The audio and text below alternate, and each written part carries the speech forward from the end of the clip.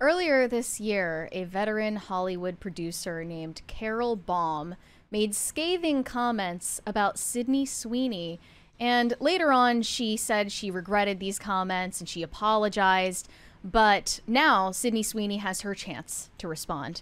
Here's what she initially said. Carol Baum said, "There's an actress who everybody loves right now, Sydney Sweeney. I don't get Sydney Sweeney. I was watching on the plane Sydney Sweeney's movie because I wanted to watch it. This is Anyone But You, the rom-com she did with Glenn Powell. It was actually bad. I wanted to know who she is and why everybody's talking about her. And I watched this unwatchable movie. Sorry to anyone who loves this movie. This romantic comedy where they hate each other." And she said, "Explain this girl to me. She's not pretty. She can't act. Why is she so hot?" And her students, she said, nobody had an answer. But then the question was asked, well, if you could get your movie made because she was in it, would you do it? That's a really good question, and it's a very hard question to answer because we all want to get the movie made, and who walks away from a green light? Nobody I know. Your job is to get the movie made. So they're right about that. She was ultimately trying to make a point, but she, in the process, basically called Sydney Sweeney ugly and talentless, which was, she did not expect the level of backlash that she was about to get for saying this. So all the white knights came out to defend her. Now Sydney Sweeney is defending herself. In a recent interview with Vanity Fair, Sydney Sweeney responded to the hate that she has received from other women, and she called out the hypocrisy of feminism in Hollywood. Here's what they asked her. "This spring, your team fought back when a producer called your looks and talent into question. Anne Hathaway and Jennifer Lawrence have discussed the tendency to knock women performers down when they're at their professional peak. Why do you think that is?" Sydney Sweeney said, "It's very disheartening to see women tear other women down, especially when women who are successful in other avenues of their industry see younger talent working really hard, hoping to achieve whatever dreams they may have, and then trying to bash and discredit any work that they've done. This entire industry, all people say is women empowering other women. None of it is happening. All of it is fake and a front for all the other shit that they say behind everyone's back. There's so many studies and different opinions on the reasoning behind it. I've read that our entire lives we were raised, and it's a generational problem, to believe that only one woman can be at the top. There's one woman who can get the man, there's one woman who can be, I don't know, anything. So then all the others feel like they have to fight each other and take that one woman down instead of being like, let's all lift each other up. I'm still trying to figure it out. I'm just trying my best over here. Why am I getting attacked?" It's funny because the problem is they're ignoring the fact that it's a female problem, meaning that men don't pretend as if men should just go around and empower other men. That's not a thing. Everyone knows it's not a thing, especially in Hollywood, which is one of the most hyper-capitalist industries there is. It is one of the most do-or-die businesses, meaning like if you make a movie and it's bad, you may never work again. Certainly there's some people that will, fail upwards, but in general, not everybody gets the luck of that, right? Like if you make one bad project, sometimes you'll be imminently unhireable again. But the problem is that women continue to push this lie. And now social media advocates for this as well. There's like Instagram tags for like or stickers for like women empowering women. And it's a facade. It's a facade that's designed for praise on the internet that plays to women's worst qualities, which is to be one way in front of your face and another way behind your back. But in Hollywood, that's just business. Everyone's like that. We have a 20 from VWit. "I don't get Sydney Sweeney. I wish I could. Not saying I would try, though." Okay. That's another way of saying it, yeah. I think that they will find a way to blame men for this. Oh, yeah. The first response in the Twitter post about this says, what's new? Women upholding the patriarchy when it suits them. It's like, so even when you're fighting amongst yourselves, it's our fault? Yeah, exactly. What is this shit? Even when women are tearing other women down, it is men's fault at the end of the day. That's just the rules of feminism. Yeah.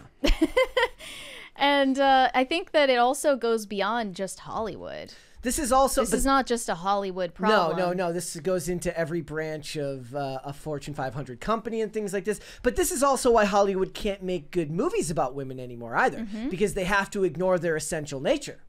I was very adamant about the fact that the original Mean Girls was good because it was honest about the nature of female-on-female conflict. Correct. And the reason why the reboot sucked is that they basically flipped that narrative on its head and showed, here's why men are actually the problem. Yeah. Like, men cause all strife between women.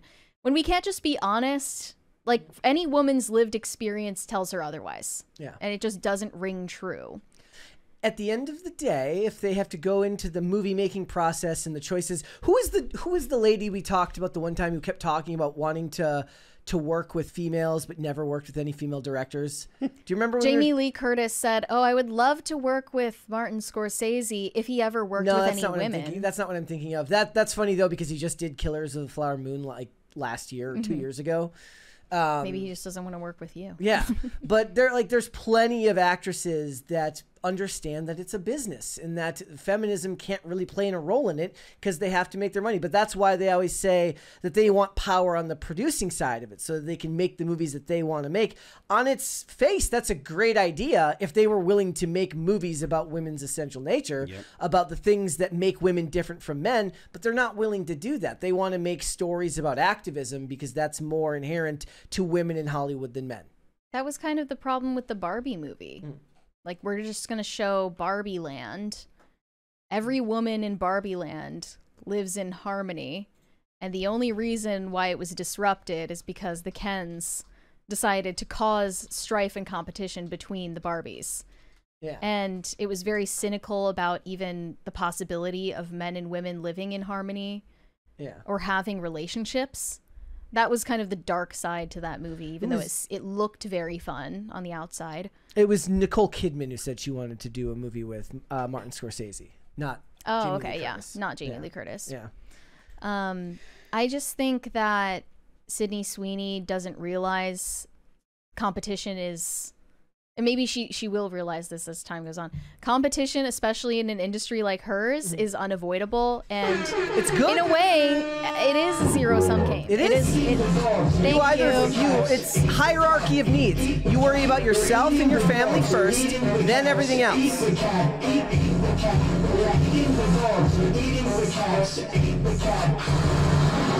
I mean, she's definitely on to something. She understands that the women empowering women stuff is all BS. Because it is. But she doesn't understand yet entirely why she's getting attacked. Yeah. It's not just a women thing. It's just a competition thing. And even in Hollywood especially, only one person gets the role. But I'm saying not everyone can win. This is to do with women entering the workforce and women entering this industry, right? Men would have inherently known the entire time that somebody's going to win. Only one person's going to get the director's job. Only one person's going to be the lead actor. And you can be upset that you didn't get roles. Certainly this actually kind of sectors off into men now in Hollywood via identity politics, where they get mad when somebody of a certain racial group doesn't get a role. Right? But in general, men understand competition better, whereas women want to find a way for everybody to work together and get along, which is why we've talked about why is it harder for women to direct movies? Well, women want consensus, and the director of the film can't go by consensus. The man who is the person who is making that movie has to be a bit of a dictator. They have to rigidly put into effect what they want to come out of the script and out of the shots, because they have an idea for what the story is going to be, and they need to bring that to life. If all you're going to do is try to build film through consensus, certainly that could work sometimes. There are examples, of course, of directors and writers who are more collaborative. I remember I was rewatching Justified, and I know that Graham Yost, or the guy who created it, and the writers were very willing to work with the actors to ad-lib and rewrite stuff on the fly. But most of the time, that's different in TV. In a movie, when there's that much money on the line, they've got a script, they know what they need, they don't want consensus, they want you to show up and do your job. That must be why the script for Madam Web was so awful. I mean, that's a horrible example because I love that movie now. But there was one feminist who responded to Sydney Sweeney's comments saying, This is all because women are disgusted with the male gaze that Sydney Sweeney panders to. Nobody actually believes that, or these women wouldn't show up to red carpets dressed like whores. Honestly, yeah. But they think that Sydney Sweeney is hurting the feminist sisterhood because she is hot, and therefore she is pandering to the male gaze, so she deserves to be attacked for that. Yeah. It's like Margot Robbie. Just the other day we were talking about this. She sinned against the feminist sisterhood because she had a son instead of a daughter. And just like Sydney Sweeney, she has no control over that. It's also, I think it's funny because Sydney Sweeney has clearly more business sense than most of these people. She's worked very hard to not just be an actress. She wants to also produce and make things. There was something that came out the other day that said she agreed to do Madam Web only because it allowed her to get Anyone But You financed and made. Yeah. So she's smarter than all of these people. She's got more business sense. Sydney Sweeney is smarter than anyone as good looking as her needs to be. Yeah. And that is something to be proud of in and of itself. Thanks for watching. Listen to full episodes of Pop Culture Crisis on Spotify. Keep up with us on social media and make sure you subscribe and ring that bell so you never miss the show. Bye, guys.